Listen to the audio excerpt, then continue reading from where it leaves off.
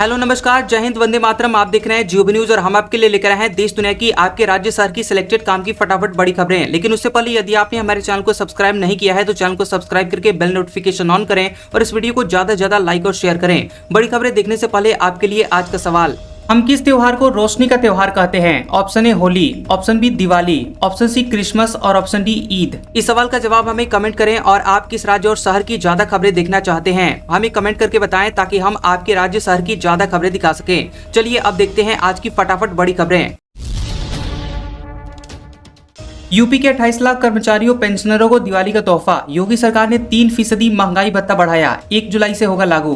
खबर है कि दिवाली से पहले यूपी के 28 लाख सरकारी कर्मचारियों को बड़ी खुशखबरी मिली है। योगी सरकार ने कर्मचारियों के लिए महंगाई भत्ते यानी डीए और पेंशन भोगियों के लिए महंगाई राहत यानी डीआर में 3% की बढ़ोतरी को मंजूरी दे दी है। बढ़ा हुआ डीए और डीआर 1 जुलाई 2025 से मिलेगा। राज्य सरकार ने इस बाबत आदेश जारी कर दिया है और अब कर्मचारियों का महंगाई भत्ता 55% से बढ़ाकर के 58% हो गया है। उत्तर प्रदेश में 16,35,000 कर्मचारी हैं और 11,52,000 पेंशनर्स हैं। सीएम योगी आदित्यनाथ ने कहा कि राज्य सरकार अपने कर्मचारियों और पेंशनरों के हितों के प्रति पूरी तरह से प्रतिबद्ध है। महंगाई के प्रभाव से उन्हें राहत पहुंचाना और उनके जीवन स्तर में सुधार करना हमारी सर्वोच्च प्राथमिकता है।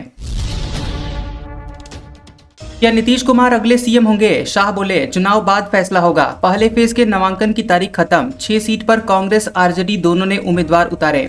बिहार चुनाव के पहले फेज के नामांकन की समय सीमा खत्म हो गई है, लेकिन महागठबंधन का सीट शेयरिंग का फॉर्मूला सामने नहीं आ सका। कांग्रेस ने अपने 48 कैंडिडेट्स की लिस्ट जारी कर दी है और आरजेडी या वीआईपी की ऐसी कोई लिस्ट सामने नहीं आई। सहनी ने चुनाव लड़ने से इनकार कर दिया। उन्होंने दरभंगा की गौरा बौराम सीट से संतोष सहनी अपने भाई को उम्मीदवार बनाया है। सहनी ने कहा कि मुझे राज्यसभा नहीं चाहिए, डिप्टी सीएम बनना है। उन्होंने कहा कि अब मैं अपने प्रत्याशियों के लिए चुनाव प्रचार करूंगा। सहनी ने कांग्रेस के राज्यसभा सीट का ऑफर ठुकरा दिया। राहुल गांधी द्वारा लिखे गए लेटर में कहा था कि वादे के मुताबिक सीटें नहीं मिली और पहले फेज में जिन 121 सीटों पर वोटिंग होनी है उनमें से 6 पर कांग्रेस और आरजेडी दोनों ने उम्मीदवार उतार दिए हैं। वहीं केंद्रीय गृह मंत्री अमित शाह 3 दिन के बिहार दौरे पर हैं और उन्होंने पटना में सीएम नीतीश कुमार के आवास पर मुलाकात की और दोनों के बीच लगभग 15 मिनट तक चुनावी रणनीति पर चर्चा हुई। गुजरात में 3 साल में पूरी कैबिनेट बदली। कल 16 मंत्रियों का इस्तीफा हुआ था और अब 26 की शपथ, 19 नए चेहरे, सीएम समेत पटेल समाज के 8 मंत्री। गुजरात में भाजपा ने महज 3 साल में सीएम भूपेंद्र पटेल को छोड़कर लगभग पूरी सरकार बदल दी है। गुरुवार को 16 मुख्यमंत्रियों से इस्तीफा लिया और शुक्रवार को 26 मंत्रियों को शपथ दिलाई गई। कैबिनेट में 19 नए चेहरे शामिल हैं, जबकि पिछली बार के 6 मंत्री ही अपना पद कायम रख पाए हैं। वहीं 8 ओबीसी, 3 एससी, 4 एसटी और 3 महिलाएं हैं। सीएम समेत 8 मंत्री पटेल समाज से हैं। खास बात ये रही कि हटाए गए मंत्रियों पर न तो कोई आरोप था और न ही कोई कानूनी केस। इसके बावजूद सरकार में बड़े फेरबदल को गुजरात में 2027 के विधानसभा चुनाव की तैयारियों के रूप में देखा जा रहा है। स्वदेशी तेजस ने भरी पहली उड़ान। रक्षा मंत्री राजनाथ सिंह ने प्रोडक्शन यूनिट का उद्घाटन किया। यहाँ हर साल 8 तेजस बनाए जाएंगे। भारतीय वायुसेना को मार्क 1A लड़ाकू विमानों की आपूर्ति में तेजी लाने के मकसद से हिंदुस्तान एरोनॉटिक्स लिमिटेड ने महाराष्ट्र के नासिक में तीसरी प्रोडक्शन लाइन शुरू की है। रक्षा मंत्री राजनाथ सिंह ने इसका उद्घाटन किया। नासिक के ओझर की इस फैसिलिटी में बने पहले लाइन कॉम्बैट एयरक्राफ्ट ने पहली उड़ान भरी। इस प्रोडक्शन लाइन के जरिए वायुसेना को 2032-33 तक 180 तेजस विमानों की आपूर्ति करने में मदद मिलेगी और यहाँ पर अभी 8 फाइटर जेट बनाए जा रहे हैं, जिसे बढ़ाकर के 10 किया जा सकता है।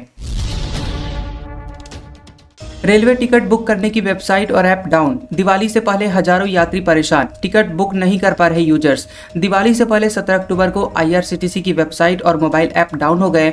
लोग सुबह 9 बजे से रेलवे टिकट बुक नहीं कर पाए। वहीं आईआरसीटीसी की दूसरी सर्विसेज इस्तेमाल करने में भी परेशानी लोगों को हुई। वहीं outage tracking platform Downdetector के मुताबिक सुबह 9 बजे से लोगों ने साइट और ऐप डाउन होने की शिकायत दर्ज करानी शुरू कर दी थी।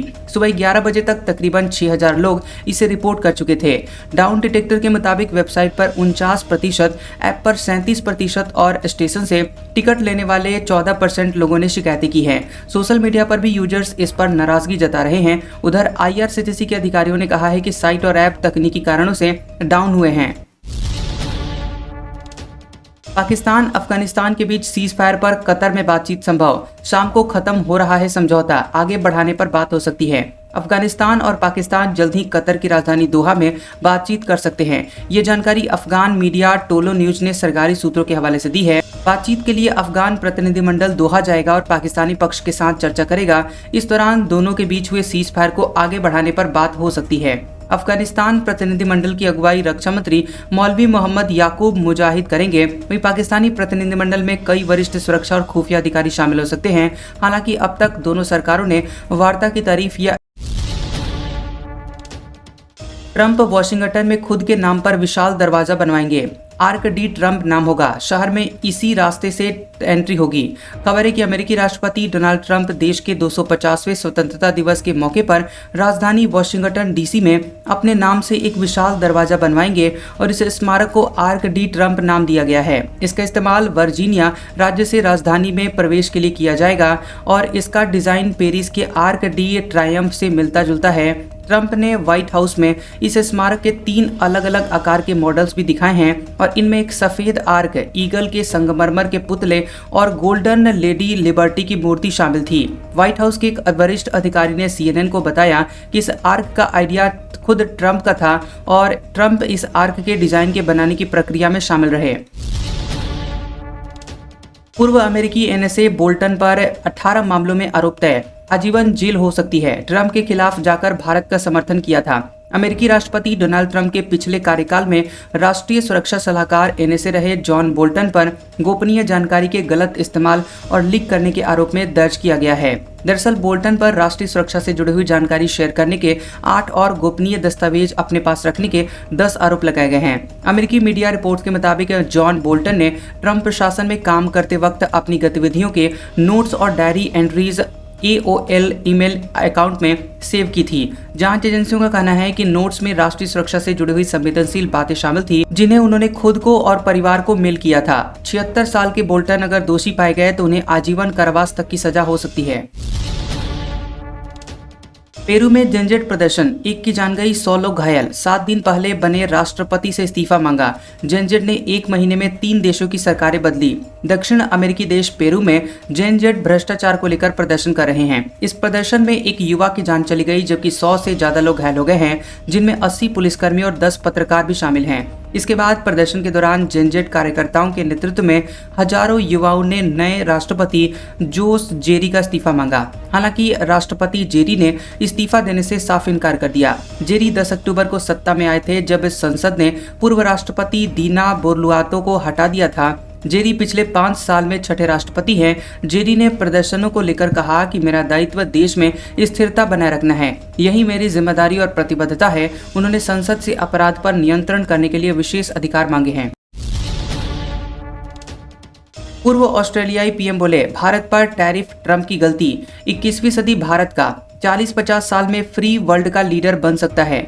ऑस्ट्रेलिया के पूर्व प्रधानमंत्री टोनी एबॉट ने कहा कि 21वीं सदी भारत का है और इस देश का प्रधानमंत्री आने वाले 4 या 5 दशक में अमेरिका से फ्री वर्ल्ड का लीडर की जिम्मेदारी ले सकता है। NDTV वर्ल्ड समिट में बोलते हुए एबॉट ने कहा कि अमेरिकी राष्ट्रपति डोनाल्ड ट्रंप ने भारत पर भारी टैरिफ लगाकर गलत व्यवहार किया। उन्होंने कहा कि पिछले 20 सालों में अमेरिका ने इस गलती को सुधारने की कोशिश की थी, लेकिन ये टैरिफ बड़ा झटका है। यस बैंक में कंट्रोलिंग स्टेक नहीं खरीदेगी SMBC। जापान की ये कंपनी 24% हिस्सेदारी खरीद चुकी है। यस बैंक का शेयर 4% गिरा। जापान की banking company Sumitomo Mitsui banking corporation SMBC ने यस बैंक में और ज्यादा हिस्सेदारी खरीदने से इनकार कर दिया है। SMBC के एक अधिकारी ने कहा कि SMBC का फिलहाल यस बैंक में अपनी हिस्सेदारी 24.99% की तय सीमा से आगे बढ़ाने का कोई इरादा नहीं है। इस खबर के चलते यस बैंक के शेयर में 3.34% की गिरावट देखने को मिली। इससे पहले ये मीडिया रिपोर्ट्स में दावा किया जा रहा था कि SMBC जैसी बड़ी कंपनी जल्द ही यस बैंक में अपनी हिस्सेदारी बढ़ाकर कंट्रोलिंग स्टेक 51% हिस्सेदारी हासिल कर लेगी। SMBC के पास यस बैंक में अभी 24.2% की हिस्सेदारी है। हेयर स्टाइलिस्ट जावेद हबीब बेटे समेत 3 पर 32 एफआईआर। संभल में क्वाइन ट्रेडिंग के नाम पर 7 करोड़ हड़पे, लुकआउट नोटिस। हाईकोर्ट में सुनवाई।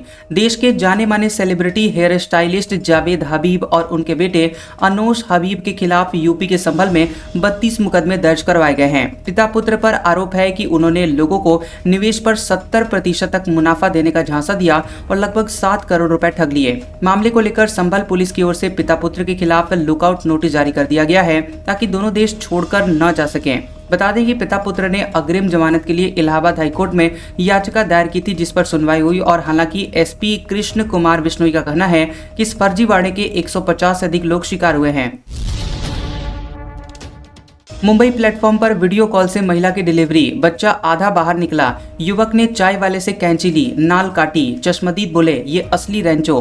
मुंबई में एक रेलवे स्टेशन पर एक युवक ने वीडियो कॉल के जरिए महिला की डिलीवरी करवाई। 27 साल के एक शख्स का नाम विकास बेंद्रे है, जो पेशे से वीडियो कैमरामैन है। बता दें कि विकास ने महिला की स्थिति को देखते हुए गायनेकोलॉजिस्ट को फोन किया। इससे पहले बच्चा आधा बाहर आ चुका था। विकास ने वीडियो कॉल पर डॉक्टर से डिलीवरी के निर्देश लिए। विकास ने चाय वाले से कैंची लेकर गर्भनाल काटी और डिलीवरी करवाई। बच्चा और मां दोनों सुरक्षित हैं। सोशल मीडिया पर लोग विकास की फोटो पोस्ट कर उन्हें असली जिंदगी का रेंचो 3 इडियट्स की फिल्म के किरदार बता रहे हैं। दरअसल 2009 में आई 3 इडियट्स फिल्म में आमिर खान ने रेंचो का किरदार निभाया था, जिसमें वो इंजीनियर होते हैं लेकिन फोन के जरिए डिलीवरी करवाते हैं।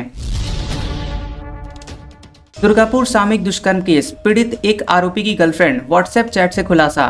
पुलिस बोली दोनों ने बयान बदलकर गुमराह किया। पश्चिम बंगाल के दुर्गापुर में एमबीबीएस स्टूडेंट से सामूहिक दुष्कर्म केस में पुलिस ने बताया कि गिरफ्तार 6 आरोपियों में से एक पीड़ित का बॉयफ्रेंड है। दोनों रिलेशन में थे और 10 अक्टूबर को जब स्टूडेंट के साथ दुष्कर्म हुआ तो वह बॉयफ्रेंड के साथ ही कॉलेज कैंपस से बाहर गई थी। एक अधिकारी ने बताया कि जिस आरोपी को सबसे आखिरी में अरेस्ट किया गया वह पीड़ित का क्लासमेट है और वे घटना वाली रात डेट पर बाहर गए थे। दोनों के रिलेशनशिप का खुलासा उनकी व्हाट्सएप चैट से हुआ है। पुलिस के मुताबिक पीड़ित और उसके दोस्त ने बताया कि घटना वाली रात वे एक शमशान घाट के पास जंगल में गए थे। वहां 3 बदमाशों ने उनका पीछा किया और अचानक हमला कर दिया, जिसके बाद आरोपियों ने दुष्कर्म किया। पुलिस अधिकारी ने आगे कहा कि पीड़ित और उसका दोस्त बार बार अपना बयान बदल रहे हैं। ऐसा लग रहा है कि वे जानबूझकर गुमराह करने की कोशिश कर रहे हैं। पंजाब के डीआईजी को रिश्वत केस में जेल भेजा गया। सीबीआई कोर्ट जज ने चेहरे से रुमाल हटवाया। चंडीगढ़ कोठी से 7 करोड़ मिले, भुल्लर बोले जवाब दूंगा। पंजाब पुलिस के रोपड़ रेंज के डीआईजी हरचरण सिंह भुल्लर और उनके बिचौलिए कृष्णु को यहां चंडीगढ़ की स्पेशल सीबीआई कोर्ट में पेश किया गया। यहां से उन्हें 14 दिनों की न्यायिक हिरासत में भेज दिया गया है। इस दौरान भुल्लर ने रुमाल से चेहरा ढका हुआ था। इस पर जज ने कहा कि अपने चेहरे से रुमाल हटाइए। वहीं मीडिया के पूछने पर भुल्लर केवल इतना ही बोले कि कोर्ट इंसाफ करेगा, हर चीज का जवाब देंगे। डीआईजी की रात बुड़ैल जेल में कटेगी। इस बीच भुल्लर के वकील एच.एस. धनोआ ने कहा कि भुल्लर को करीब 11:30 बजे हिरासत में लिया गया, मगर गिरफ्तारी रात 8 बजे डाली। वहीं वकील ए.एस.